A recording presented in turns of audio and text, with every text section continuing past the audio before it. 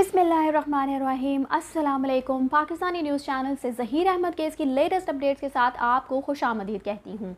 आज ज़हीर अहमद केस में एक बहुत ही अहम पेशरफ्त हुई और एक बहुत ही अहम दिन था, क्योंकि ज़हीर और शब्बीर दोनों भाई जो हैं वो इस वक्त पुलिस की कस्टडी में हैं, क्योंकि उनको गिरफ़्तार कर लिया गया है।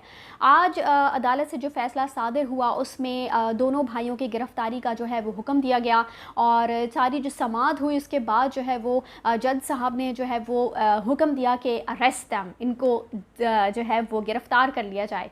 तो उस वक्त सुनने में ये आया है कि जो शब्बीर है उसने ज़हीर की तरफ देखकर कहा कि मरवा दिया, और उसके बाद जो है वो उनका जो वकील था उसने शब्बीर को रोका, वरना यूँ महसूस होता था कि कहीं वो ज़हीर की पिटाई ही ना करने लग जाए। तो इन दोनों भाइयों के जो गिरफ़्तारी के मनाज़र हैं वो आप देख ही रहे होंगे। तो इनके चेहरे पर जो है वो मुर्दनी छाई हुई थी, और इससे पहले तो हम ये देखते रहे हैं कि दोनों भाई विक्ट्री के निशान बनाते हुए अदालत में पेश होते थे, लेकिन आज जो है वो उनके चेहरे उतरे हुए देखने के लायक थे।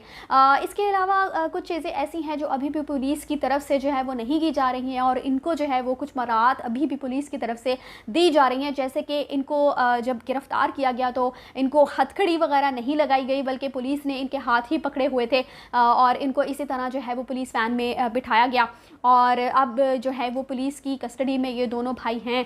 मज़ीद जो है वो अब हाई कोर्ट में जो है वो उनकी ज़मानत का जो ज़मानत की जो दरख्वास्त है वो मज़ीद सुनने में यही आ रहा है कि वो अब हाई कोर्ट में जो दरख्वास्त जो है वो दायर की जाएगी, लेकिन अब इनको ज़मानत मिलती हुई नज़र नहीं आ रही। उसकी एक बहुत बड़ी वजह ये भी है कि MLO का जो फ़ैसला है वो भी आ चुका है, और अब MLO करने की भी इजाज़त करवाने की दी जा चुकी है, और ये भी एक बहुत अहम पेशरफ्त है और बहुत ही अच्छी खबर है इस केस में। और ये सारी खबरें जो है वो मेहदी अली कासमी के लिए जो है वो बहुत ही ज़्यादा, इस पर वो बहुत खुश हैं, और इस काफ़ी टाइम के बाद जो है वो उन्होंने इंटरव्यू भी दिया है मीडिया को। और अब MLO के हवाले से जो है वो एक बोर्ड तश्कील दिया जाएगा, और अब देखना यही है कि वो बोर्ड जो है वो किस तरह का बोर्ड तश्कील दिया जाता है।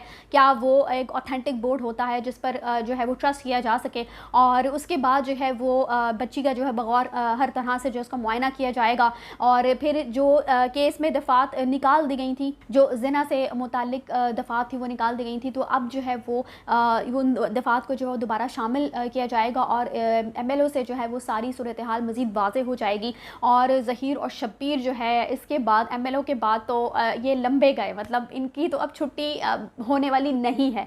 तो अब तो है जो इनको लांढी जेल में है जो वो चक्कियाँ ही पीसनी पड़ेंगी, इसके अलावा तो अब कोई चारा नहीं रहा।